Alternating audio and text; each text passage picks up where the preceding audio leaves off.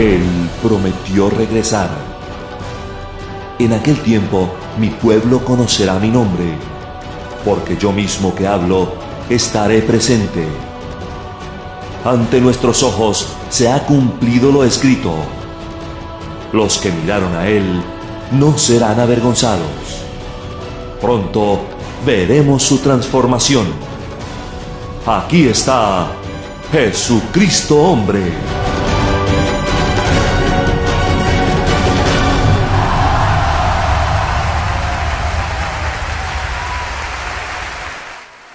Bendecidos con toda bendición.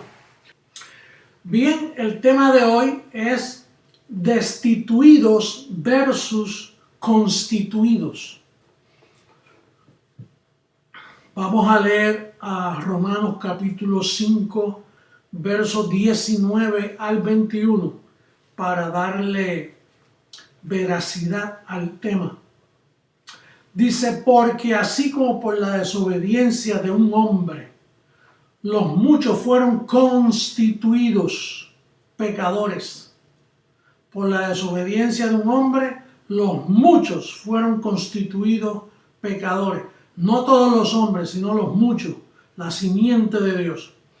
Así también por la obediencia de uno, los muchos serán constituidos justos. Dice el verso 20, pero la ley se introdujo para que el pecado abundase. Mas cuando el pecado abundó, sobreabundó la gracia, para que así como por el pecado reinó la muerte, así también la gracia reine por la justicia para vida eterna mediante Jesucristo, Señor nuestro.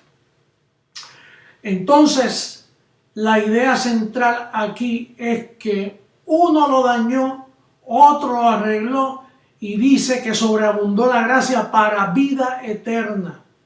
Y de eso es que vamos a hablar un poquito hoy. Lo primero que tomó lugar fue la destitución. Vamos a ver en Ezequiel capítulo 28 cómo fue que sucedió esa destitución para tener una idea de cómo tomó lugar. Ezequiel 28, versos 12 al 16. Dice,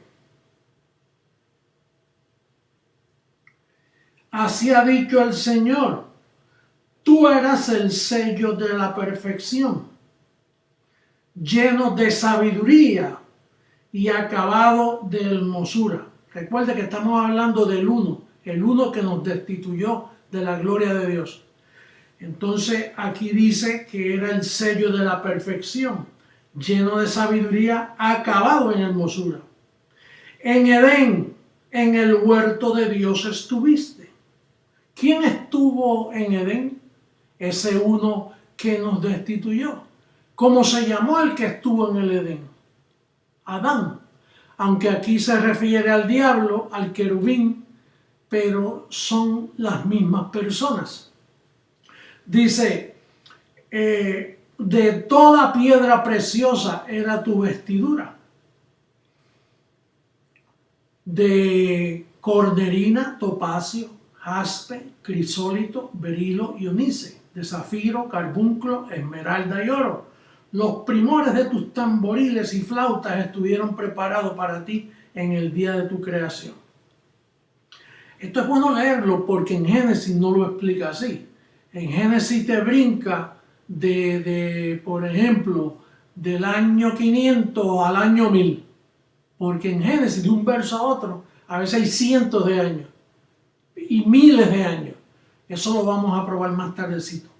Dice, tú, querubín grande, protector, yo te puse en el santo monte de Dios. Allí estuviste. En medio de las piedras de fuego te paseabas. Perfecto era en todos tus caminos desde el día que fuiste creado hasta que se halló en ti maldad. Quiere decir que esa fue la destitución.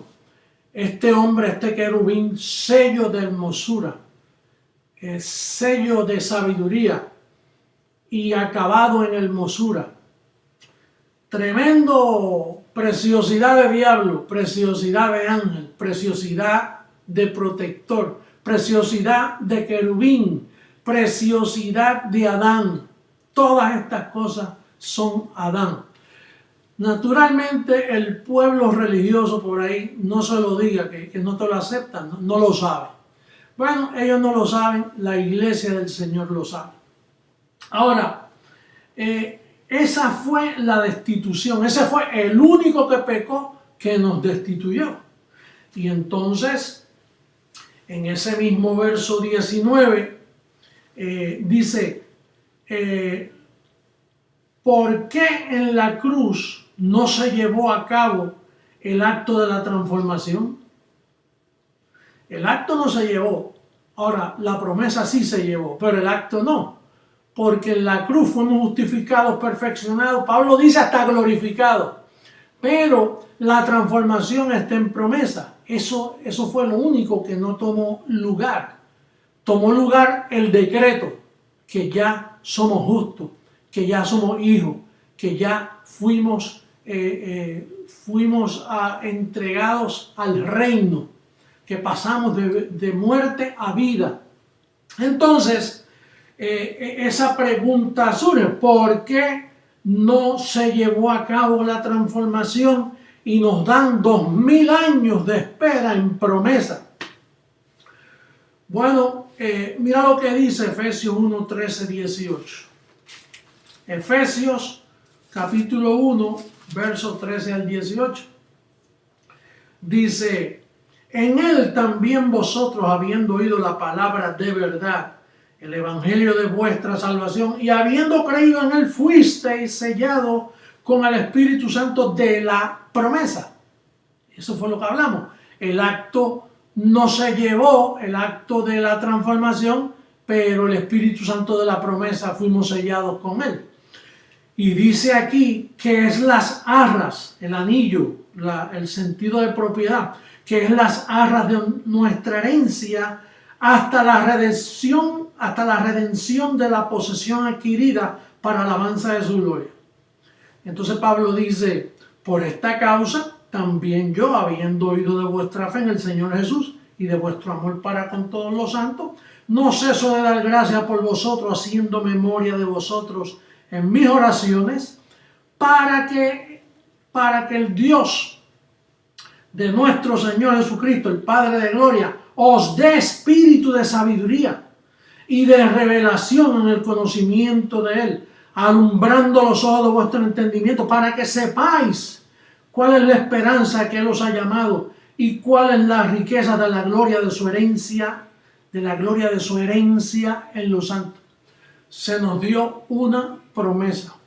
Fuimos salvos, fuimos sellados, pero no se nos dio la transformación, que es la pregunta que nos acabamos de hacer. Ahora, si nosotros vemos un poquito a ver esa destitución, voy a poner por aquí esto, por ejemplo, el lugar, Génesis capítulo, en el capítulo 1, vamos a ver algo bien importante. Génesis capítulo 1, mira el tiempo que tomó antes de ese primero que nos destituyó, antes de caer en pecado, antes de echarlo fuera del jardín del Edén. Fíjate el tiempo que tomó lugar allí. Dice: en el principio creó Dios los cielos y la tierra. Y la tierra estaba desordenada y vacía, y las tinieblas estaban sobre la faz del abismo, y el Espíritu de Dios se movía sobre la faz de las aguas. Había un desorden. ¿Y en ese desorden, cuántos miles de años tomó lugar para que Dios dijera en el verso 3: y dijo Dios, sea la luz, y fue la luz? Y empezó Dios a organizar todas las cosas. y dice que hizo un día, 2 días, 3 días la expansión en las aves, cuadrúpedos, todos esos animales que a veces tú escuchas que la ciencia dice que ese animal tenía 15.000 años. Dice, ¿cómo es posible? Si hay más que 6.000 años de Génesis acá. Es que no cuenta todos esos miles de años. Dios creó los cielos y la tierra, pero estaba vacía y desordenada. Y en ese proyecto tomó miles de años en lo que Dios tome esa decisión. Y entonces, fíjate algo importante sobre el número 6. A lo último dice, y vio Dios todo lo que había hecho, y he aquí que era bueno en gran manera. Y fue la tarde y la mañana el día sexto. 6. Por eso es que ese número es número de hombre, porque el séptimo Dios descansó y luego creó ese querubín que fue echado fuera por haber pecado.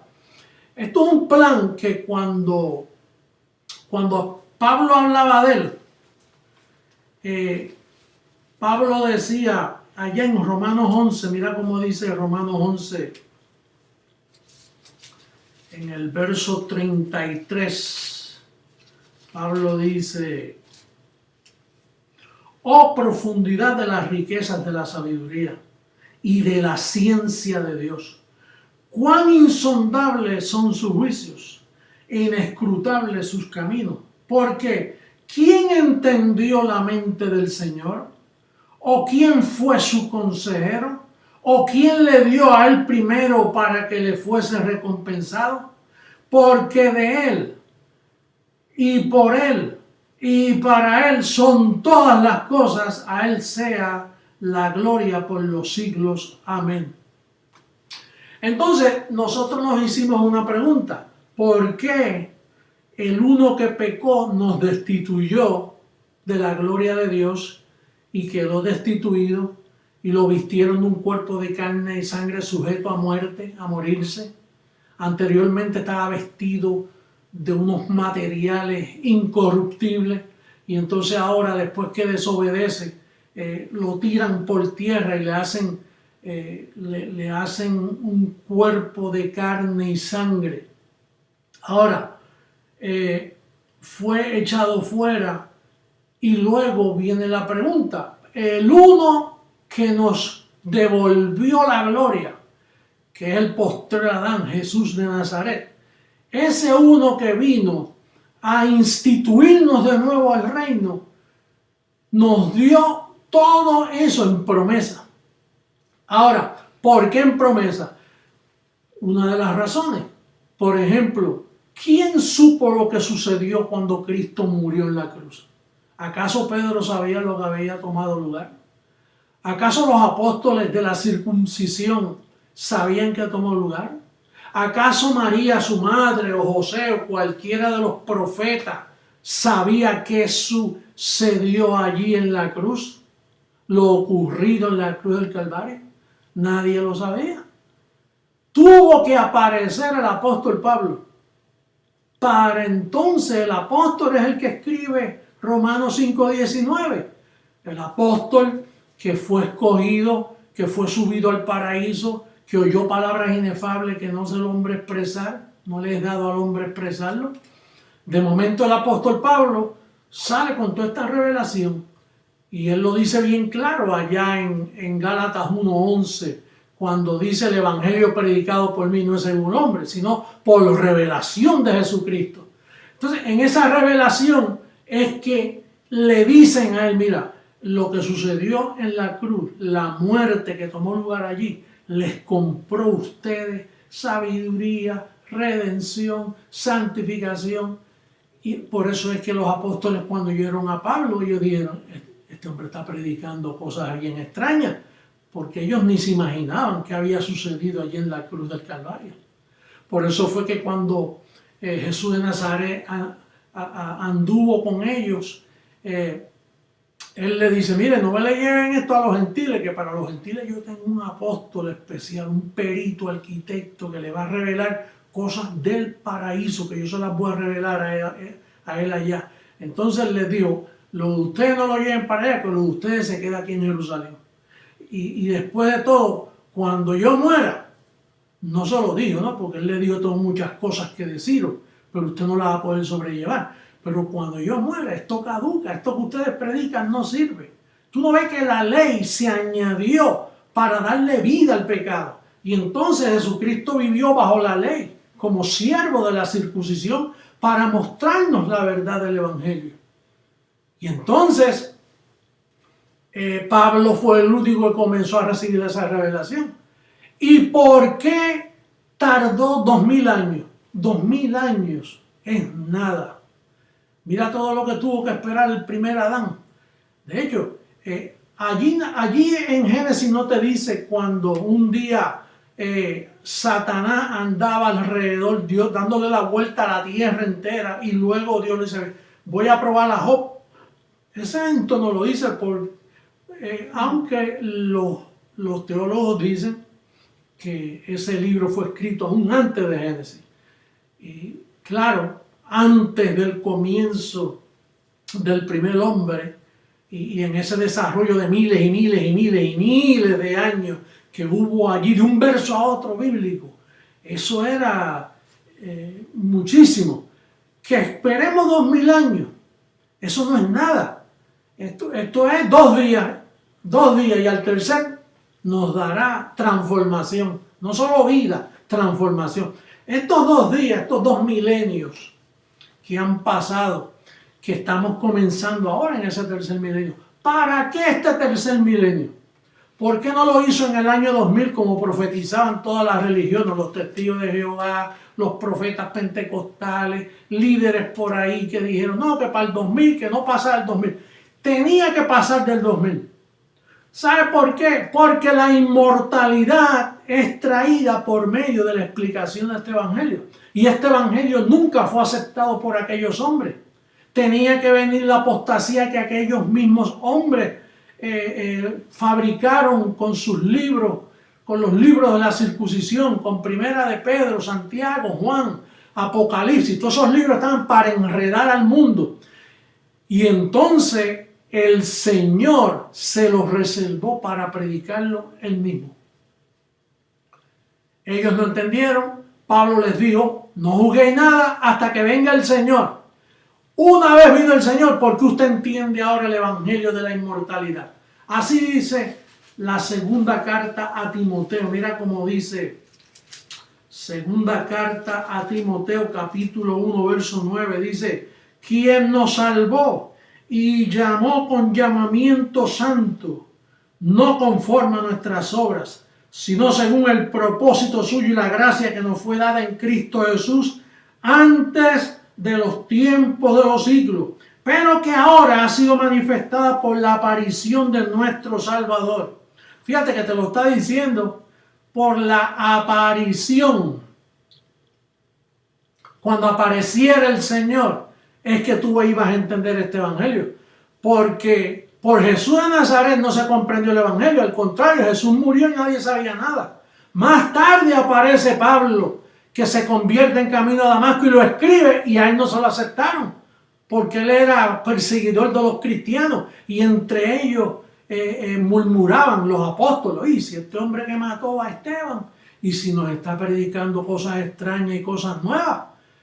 Quiere decir que Pablo dijo, yo tampoco puedo hacer nada, en la aparición del Señor. En la aparición del Señor. Mira cómo dice, por lo cual, pero que ahora ha sido manifestada por la aparición de nuestro Salvador Jesucristo, el cual quitó la muerte y sacó a luz la vida y la inmortalidad por el evangelio. Pero no es el evangelio de Roma, ni el evangelio de los evangélicos, porque ese es el falso evangelio que ellos predican. La inmortalidad, la vida, el gozo, la transformación viene cuando el Señor llegara a explicar el evangelio, el que tú ya has recibido, el que tú estás disfrutando, ese que te da gozo, ese que te hace vivir en triunfo, ese evangelio que te explica que tu fundamento no lo mueve nada. Dice el apóstol Pablo allá en Efesios, en En Romanos capítulo